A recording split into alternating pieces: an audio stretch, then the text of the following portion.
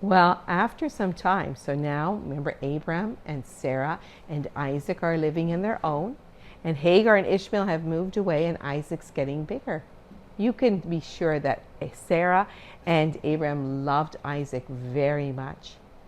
And then one day God came and he tested. He gave Abram a test. He said, Abram, and Abraham said, here I am.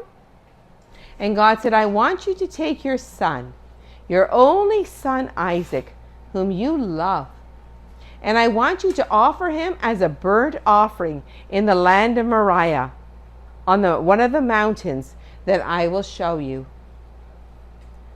And Abraham, the very next day, early in the morning, he saddled his donkeys and he got wood ready, and he and Isaac and two of their servants, they went on a journey. They were going down to the land of Moriah. Maybe I should say up to the land. So they were living down here in Beersheba, and they were going this way up. On the third day, far in the distance, Abraham saw the mountains of Moriah. And he said to the two servants who were with him, you stay here.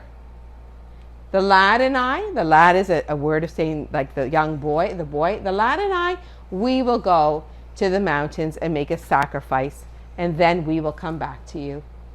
So he put some of that wood on Isaac's back, and he had in his hand, he had a fire. It was probably, I don't know, either a pot with coals in it or maybe even a stick. That was a torch, I don't know. And he had a knife. And Abraham and Isaac walked along. They walked until they came to the mountain, and then Isaac said as they were walking, Father, and Abraham said, here I am. Father, said Isaac, I have the wood and you have the fire and the knife, but where is the lamb that we're going to use as a sacrifice? And Abraham said, God will provide the lamb. Well, they got to the place where God told Abraham, and Abraham made an altar. He took stones and put some this way and some this way till it was a bit higher. And then he had a rope, and he tied Isaac up. And then he put Isaac on that altar. And he took that knife that he had, and he raised that hand. Abraham! Abraham! Here I am, said Abraham. It was the angel of the Lord calling him. And the angel said, do not hurt the boy. Do not touch him. Now I know that you fear God, since you did not even keep back your only son who loves you. And then all of a sudden, Abraham heard something, and he looked behind him, and there was a ram, a daddy sheep with those big horns. It was caught in the bushes. So Abraham took that ram, and he put that on, he killed that on the altar. And then there was a beautiful sacrifice to God on that altar. And then the angel of the Lord, and then Abraham said, this place is going to be called Jehovah Jireh. The Lord will provide. And then the angel of the Lord came to Abraham again.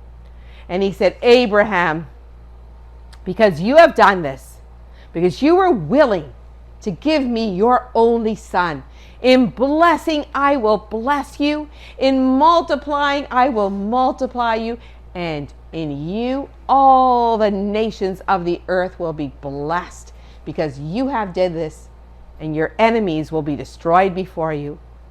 So then Abram and Isaac, when they finished sacrificing that ram, they went back to those two boys, the two servants, and then they walked back to Beersheba, down back to Beersheba. And the Bible tells us too, and you think, I wonder why the Bible's telling us this, but then later on you find out. Someone came and told Abraham, do you know that your brother Nahor was Abraham's brother, and he had a wife named Milcah, and Milcah had 8 sons, and one of them we find out His name is Bethuel. Can you say that? Bethuel. Let's say it together. Bethuel. And we'll hear more about Bethuel. Now, boys and girls, before I end the story, I want you to think. Abraham was willing to give his only son to die because God had asked him. But God said, no, you don't have to. But there's another son in the Bible. This time he really did die. There was another father who gave his only son. And he did die. He did die. And can you tell me who that was?